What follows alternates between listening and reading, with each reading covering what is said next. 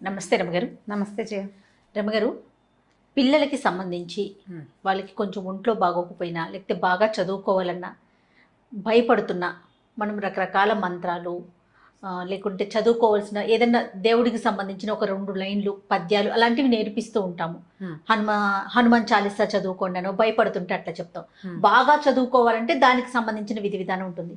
అయితే జీవితంలో ముందుకు వెళ్ళాలి, వీళ్ళు ఎక్కడా ఇబ్బంది పడకూడదు, అంత సాఫీగా జరగాలి, ప్రతి తల్లిదండ్రి కోరుకుంటాం కదా. వీటికి సంబంధించి ప్రత్యేకించి ఏమన్నా ఉన్నాయా రమగారు? అంటే ఇప్పుడు మామూలుగా మంత్రాలు అనుష్ఠానాలు అందరూ చేయలేరు కదా జయ. ఫలానా మంత్రం, ఆ మంత్రం చెప్పడం నాకే తెలీదు. మంత్రాలు అనగానే వాటికి ఒక విధి విధానం ఒక రకంగా పాటించాలి, ఒక నియమం, తర్వాత గురువు దగ్గర నుంచి ఉపదేశం చాలా ఉంటాయి. అవన్నీ చేయలేకపోతాం. మనం తేలిగా ఏం చేస్తాం, శుక్లాంబరతనం నేర్పిస్తాం, ఇక ఆంజనేయ స్వామి మనోజవం నేర్పిస్తాం, దండకం నేర్పిస్తాం, వినాయకుడికి ఏవో 4 పద్యాలు నేర్పిస్తాం. అయితే తల్లులు చేసేందుకు ఒక మంచి ప్రక్రియ ఒకటి ఉంది జయ. మా ఇంట్లో చాలా కాలంగా చేస్తున్నారు, మా అక్కయ్యలంతా ఎంతకాలం నుంచో తెలుసు నాకు. ఇది ఒక ప్రత్యేకమైన విధానం. మామూలుగా సాధారణంగా మనకి ఎట్లా చెప్పుకుంటాం, రామాయణం ఆది కావ్యం. అవునండి. వాల్మీకి ఆది కవి. మానవ జీవితానికి వరబడి సీతారాములే, రాముడే మనకి అత్యద్భుతమైన, అంటే అనుసరించదగిన మానవుడు రాముడు. ఆయన తాలూకు ప్రతి విషయము మనం ఆచరణీయమే. అది మనకి ఆయన అన్నయ్యగా చాలా అద్భుతమైన వాడు, కుమారుడుగా చాలా అద్భుతమైన వాడు, భర్తగా పరమాద్భుతమైన వాడు, రాజుగా ఇప్పటికీ మనకి రామరాజ్యమే కావాలని కోరుకుంటాం. ఈ రాముని కథను రాసిన రామాయణమే మనకు ఆది కావ్యం, పరమ పవిత్రమైన గ్రంథం. అదే కదా మన మొట్టమొదటి కథ. అయితే ఈ రామాయణంలోంచి కొన్ని శ్లోకాలని మనం చదువుకోవచ్చు. దీనికి గురూపదేశం అక్కర్లేదు, పెద్దగా నియమాలు ఏం లేవు. రోజువారీ దేవుడి దగ్గర దేవుడికి పెట్టుకుని ఏదో చదువుకుంటారు కదా, దేవుడికి పెట్టు చదువుకునే విధానం ఇంచుమించు చాలా ఇళ్లల్లో ఉంటుంది. పెద్దవాళ్ళ మా ఇళ్లలో లేదండి అంటారు, మా ఇంట్లో లేదండి. లేకపోయినా కూడా ఈ రోజుల్లో ఏం చేస్తున్నారు, ఇలా 4 మంచి చాగంటి వారివని, తర్వాత సాంవేదం వారివని ప్రవచనాలు విని దీపం పెట్టుకోవాలని, దేవుడికంటూ ప్రత్యేకంగా ఒక గూడు పెట్టాలని, సాయంకాలం అయ్యేసరికి కాస్త ధూపం వేయాలని అందరూ నేర్చుకుంటున్నారు. రెండోది ఏంటంటే, మనం ఉన్న ప్రస్తుత పరిస్థితుల్లో బలవత్తరమైన దైవ సహాయం కావాలని ప్రతి వాళ్ళు కోరుకుంటారు. అది నేను పెద్దగా నమ్మను అని బయటికి చెప్పినా నమ్మకం అనేది లోపల భాగాల్లో ఉండేది, లోపల ఉంటుంది. అది ఎవరికి చెప్పక్కర్లేదు కూడా. అవును, నేను ఫలానా చేస్తాను, నేను మా ఇంట్లో దీపం పెట్టుకుంటాను, నేను రోజు దీపం పెడతాను అని ఎవరికైనా ఎందుకు చెప్పాలి? నేను అన్నం తింటాను అని చెప్పం కదా మనం. సహజంగా జరిగేది. దీపం పెట్టుకోవటము, దండం పెట్టుకోవటము కూడా అత్యంత సహజమైనవి. దండం పెట్టుకోవడం సహజం, దీపం పెట్టుకోవడం కూడా అలాగే, మరీ సహజం. అది అలాగే అయిపోయింది. ఇప్పుడు దీపం పెట్టుకోకపోయినా ఒట్టిగా ధూపం వెలిగించిన, అగరవత్తి వెలిగించి దేవుడి పటం, ఏదైనా ఒక రాముల వారి పటము, ఒక వెంకటేశ్వర స్వామి పటము లేని ఇల్లు ఉంటుందా? హిందువుల ఇళ్లలో ఉండదు. ఎవరో ఏదో ఒక స్వామి దేవాలయం ఖచ్చితంగా ఉంటుంది. ఓ బాబా గారని, ఒక వినాయకుడని, ఓ కృష్ణుడని, ఓ రాముల వారని, ఓ నరసింహస్వామిని, ప్రతిమైన ఉంటుంది. ఖచ్చితంగా ఒక్క దేవుడి ఫోటో అయినా ఉంటుంది. ఏ శుక్రవారమో శనివారమో ఎప్పుడో ఒకప్పుడు ఓ దండం పెడతాం. ఏదైనా భయం వేసినప్పుడు దేవుడా అని దండం పెట్టుకోవడానికి కూడా ఒక ప్రతిమ కావాలి మనకి. అవును. ఇట్లా ఎంతో కొంత చేసుకునేవాళ్ళు. దేవుడి కోసం ఏదైనా చేసుకోవాలి ప్రత్యేకంగా, పిల్లల భవిష్యత్తుకి బాగుండాలి అంటే రామాయణంలో కొంచెం ఒక ప్రత్యేకమైన ఘట్టంలో సీతాదేవి చెప్పిన 4 శ్లోకాలు చాలా అనుసరణీయమైనవి, ఆచరణీయమైనవి. సులువు, కష్టం ఏమి లేదు. శ్లోకాలు కష్టం కాదు. ఇది ఏ సందర్భంలో అమ్మవారు, ఇది సీతా అమ్మవారు చెప్పారో చెప్దాం. సుందరకాండ అంటే ఎప్పుడు, ఇది సీతా అన్వేషణప్పుడు ఆంజనేయ స్వామి తదితరులు బయలుదేరారు సీతాదేవిని అన్వేషిస్తూ. రావణాసురుడు సీతను తీసుకెళ్లిపోయాడు. రామలక్ష్మణులు ఇద్దరు కిష్కిందకు వచ్చి సుగ్రీవుడితో స్నేహం చేశారు. సుగ్రీవుడు వీళ్ళ సఖ్యానికి బదులుగా కొంతమంది వానరులను పంపించి సీతను వెతికిస్తానని చెప్పాడు. ఈ సీతాదేవిని వెతకడానికి బయలుదేరి 4 పక్కలకి భూమి 4 చెరగలా వెతుకుతూ ఒక సమూహం, ఆంజనేయ స్వామి, అంగదుడు, తర్వాత జాంబవంతుడు కలిసి ఉన్న సమూహం ఏమో సముద్ర తీరానికి వెళ్ళింది. అక్కడ వాళ్ళకి సంపాతి అనే ఒక గద్ద వల్ల, జటాయువు యొక్క అన్నయ్య ఆయన వల్ల సముద్ర లోపల ఉన్నటువంటి లంకలో ఒక స్త్రీని ఈయన తీసుకెళ్ళాడని తెలుసుకున్నారు. అక్కడి నుంచి ఏం చేశాడు ఆంజనేయ స్వామి, మిగిలిన వాళ్ళంతా మేము ఇది దూకగలము, దాటగలము అని ఒక్కొక్కళ్ళు చెప్తున్నారు. మేము ఇంత దూరం వెళ్ళగలం, సముద్రాన్ని దాటగలం ఒక గంతులో అంటే. ఆంజనేయ స్వామి నిశ్శబ్దంగా కూర్చుంటే ఈయన జాంబవంతుడు ఏం చెప్పాడంటే, మనందరికంటే కూడా ఎక్కువ శక్తిశాలి ఆంజనేయుడు, నువ్వు వెళ్ళగలవు అని. ఈయనకి ఈ కిష్కింద కాండలోనే ఇదంతా ఉంటుంది. సుందరకాండ స్టార్టింగ్ ఏంటంటే, ఆంజనేయ స్వామి తన శక్తిని జ్ఞాపకం చేసుకుని ఇక్కడి నుంచి ఎగిరి లంకానగర ప్రవేశం చేయటం. పూర్తిగా ఆంజనేయ స్వామి యొక్క తెలివితేటలు, ఆయన గొప్ప, ఆయన శక్తియుక్తులు, ఆయన యొక్క ఎంత ప్రభావాతిశయాలు కలిగిన వాడు, అవన్నీ కూడా మనకు సుందరకాండలో కనపడతాయి. ఈయన అక్కడికి వెళ్ళాడు, సముద్ర లంఘనం చేశాడు, లంకిడిని పడగొట్టాడు. అశోకవనంలో సీతాదేవిని చూసి ఇప్పుడు రాజును చూడాలి, ఈ లంకకి రాజు ఎవడో అతన్ని కలుసుకోవడం కోసం అశోకవనాన్ని ధ్వంసం చేసేసాడు. వాళ్ళు పట్టుకున్నారు. వచ్చిన వాళ్ళని కొంతమందిని సంహరించేశాడు. అక్షకుమారిని సంహరించి బ్రహ్మాస్త్రానికి కట్టుబడి, అది కూడా కేవలం బ్రహ్మయందు గౌరవం వల్ల, అంతేగాని బ్రహ్మాస్త్రాన్ని కూడా ఆయన కట్టుబడ్డు. ఆయన ప్రధాన లక్ష్యం ఏంటి? రాజును చూడాలి. బ్రహ్మాస్త్రానికి తల ఒగ్గి వెళ్ళాడు. వెళ్ళిన తర్వాత ఇది చెప్పాడు, మీరు సీతాదేవిని మాకు ఇచ్చేసేయి అని. రావణాసురుడు ఒప్పుకోవాలి, చంపేయమన్నాడు. అయితే దూతోనవత్స్య అని చెప్పాడు విభీషణ్. దూతను చంపకూడదు అంటే నిజం, చంపకూడదు. అయితే ఇది వచ్చిన దూత మానవుడు కాదు, వానరం. వానరానికి ప్రధానమైనది ఏమిటి? తోక. ఆ వాలానికి నిప్పెంటించండి, దీని రోగం కుదురుతుంది అన్నాడు ఆయన. ఈ వచ్చిన ఆంజనేయుణ్ణి ఒకడు సముద్రం మొత్తాన్ని లంఘించి 100 యోజనాలు దాటగలిగిన వానరం సామాన్యమైనది కాదన్న ఇంగితం పడలేదు రావణాసురుడు. వ్యామోహం అలాంటిది. వ్యామోహం, తన శక్తి మీద ఆయనకున్న అపారమైన విశ్వాసం, నమ్మకం, దాంతో తోకకి నిప్పంటించారు. ఈయన ఏం చేశాడు? తన తోకకి నిప్పంటితే ఊరుకోకుండా లంకకి నిప్పంటించాడు. ఎప్పుడైతే ఈ వచ్చిన కోతికి, అశోకనవనాన్ని పాడు చేసిన కోతికి తోకకి నిప్పంటించారని తెలిసిందో సీతాదేవి వెంటనే అగ్నిదేవుణ్ణి ప్రార్థించింది.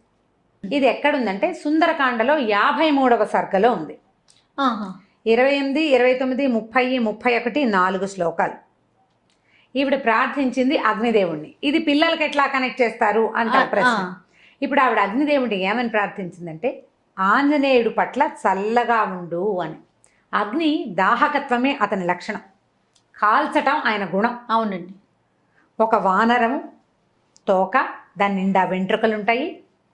వీళ్ళేమో నూనెలో ముంచిన బట్టలను చుట్టారు. కాల్చకుండా ఉంటుందా? ఉండదు. అంత ప్రచండంగా కాల్చవలసిన అగ్నిని నా యొక్క పాతివ్రత్యం వల్ల, నేను ఎలాంటి దాన్నో, నా గొప్ప, నా భర్త, నేను, మా లక్షణాలు, నన్ను కాపాడడానికి వచ్చినవాడు, నన్ను కాపాడాలని కంకణం కట్టుకున్న సుగ్రీవుడున్నాడు, ఇదంతా నిజమైతే నువ్వు అతనికి చల్లగా ఉండాలి అని చెప్పింది. రాముడి గురించి చెప్తుంది. యద్యస్తి పతి శుశ్రూష యద్యస్తి చరితం తపః యది చాస్యేకపత్నీత్వం శీతోభవ హనుమత అని. సీత కాదు, సీత, మెలికశ. యద్యస్తి పతి శుశ్రూష, నేను నా భర్తకి శుశ్రూష చేసి ఉంటే, యద్యస్తి చరితం తపః, నేను చేసిన తపస్సు ఏదైనా ఉంటే, యది చాస్తి ఏకపత్నీత్వం, నా భర్త ఏకపత్ని వ్రతుడైతే, సీతోభవ హనుమత, ఆంజనేయుడికి చల్లగా ఉండు అని. ఎట్లాంటిది? రాముడి క్యారెక్టర్, సీతాదేవి క్యారెక్టర్. భగవంతుడు, భగవతి, దేవుడు, దేవి, వాళ్ళ యొక్క గొప్పతనమే ఇందులో ఉంది. ఆవిడ అడిగింది, ఇట్లా చెప్పిందనమాట. తర్వాత ఎదికించిదనుక్రోశస్తస్య మయ్యస్తి ధీమత ఎదివా భాగ్యశేషో మే సీతోభవ హనుమత. ఎదిగంటే నా పట్ల నా భర్తకి బాధ ఉంటే, నా మీద అనుక్రోశం, అయ్యో నేను ఇలా తప్పిపోయాను, నేను నన్ను ఎవరో తీసుకుపోయారన్న దుఃఖం నా భర్తకుంటే, ఆయనకు ఉందా లేదా? ఎంత బాధపడుతున్నాడు సీతాదేవి కోసం. వాడి మహా నరకం అనుభవించాడు రాముడు ఆమె లేకపోవటం వల్ల. ఎదివా భాగ్యశేషం, నా గనక కొంచెమైనా అదృష్టం ఉంటే ఇతనికి చల్లగా అవ్వాలి నువ్వు. బా, ఆవిడ అదృష్టం ఏమిటి? ఆంజనేయ స్వామి రావడం. ఏడాది సమయం ఇస్తే ఏడాది లోపలే ఆమెను వెతుకుతూ ఒకడు రావటం, ఆ వచ్చిన వాడు ఈమె ఇక్కడ ఉందని వెళ్ళి వెనక్కి వెళ్ళి చెప్పడం, వాళ్ళంతా వచ్చి ఈమెను రక్షించడం, సంవత్సర కాలంలోనే ఆవిడ అదృష్టమే అది. ఆవిడ ఏడాది టైం పెట్టింది. ఏడాది తర్వాత ఏమిటే ఈవిడేమయ్యేది? కథ మారిపోయేది కాదు పూర్తిగా. ఎది మాం వృత్త సంపన్నాం తత్సమాగమలాలసాం సవిజానాతి ధర్మాత్మ శీతోభవ హనుమత. ఇప్పుడు నేను ఎలా ఉన్నానంటే, భర్తని కలుసుకోవాలన్న ఇదే ఉంది నా మనసులో. అది ఉన్నట్లయితే, నాకు నా భర్తని ఎంత కోరుకుంటున్నానో నా భర్తకి తెలిసినట్లయితే, నువ్వు ఆంజనేయుడికి చల్లగా ఉండు, సీతోభవ హనుమత, ఆంజనేయుడికి చల్లబడు. ఇప్పుడు రాముల వారికి సీతాదేవి మీద ఎంత ప్రీతి, ఎంత ప్రగాఢమైన అనురాగం ఉన్నాయో సీతాదేవికి అంతే లెవెల్లో ఉంది. అందుకని ఆవిడ అక్కడ రాజ్యశోభని వదిలిపెట్టేసి రాజ్యంలో ఉండకుండా ఈవిడ నీకేం అభ్యంతరం లేదు నువ్వు ఉండమన్నారు, అయినా సరే నేను ఆయనతో ఉండనని. పాటు వనవాసానికి వచ్చాను. వనవాసానికి వచ్చేసింది. ఆయన్నే వెళ్ళమన్నారు, ఈవిడ్ని వెళ్ళమని అనలా. అవును, భర్తను వదిలిపెట్టలేక వచ్చేసింది. వాళ్ళిద్దరికి ఎంత పరస్పరమైన అనురాగం ఉంది. ఈ దేవీ దేవతలకు ఉన్న పరస్పరమైన అనురాగం ఒక భార్యాభర్తల మధ్య ఉన్న ప్రగాఢమైన అనురాగానికి గుర్తు అనమాట, ప్రతీక. దాని ప్రతీక అదే చెప్తుంది. తర్వాత యదిమాం తారయే దార్య సుగ్రీవ సత్యసంగర తస్మాత్ దుఃఖాంబు సంరోధాత్ శీతోభవ హనుమత.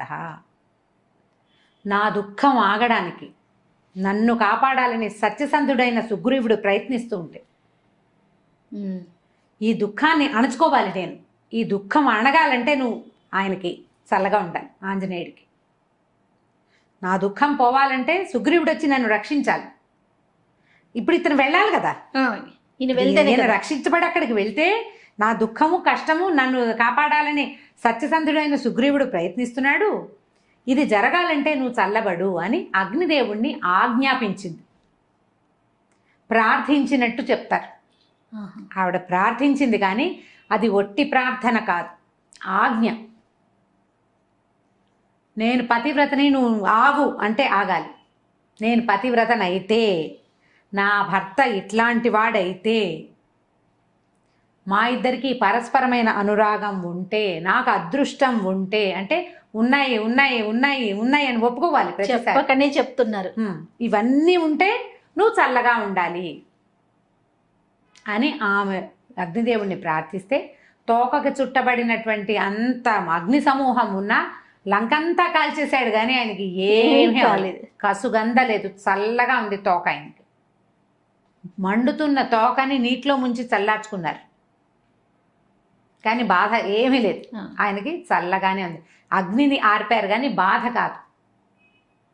ఈ 4 శ్లోకాలని తల్లులు గనక చేసుకుంటే, ప్రత్యేకంగా కుమారులకని చెప్పబడింది కానీ సంతానం కోసం, అమ్మాయిలు కానీ అబ్బాయిలు కానీ, పిల్లల భవిష్యత్తు పట్ల, వాళ్ళు ఎక్కడికైనా వెళ్తే అక్కడ ఏదైనా ప్రమాదాలు ఎదురవుతాయన్న భయం ఉన్నా, పిల్లల తాలూకు సెటిల్మెంట్ మీద మనకి భయాలు అవి ఉండి జాతకాల్లో ఇబ్బందులు ఉన్నాయని, లేకపోతే అవకాశాలు రావట్లేదని బాధలు అవి ఉన్నా కూడా ఇది అలవాటు చేసుకోవాలి. ఇన్నిసార్లు చదవాలన్న నియమం లేదు.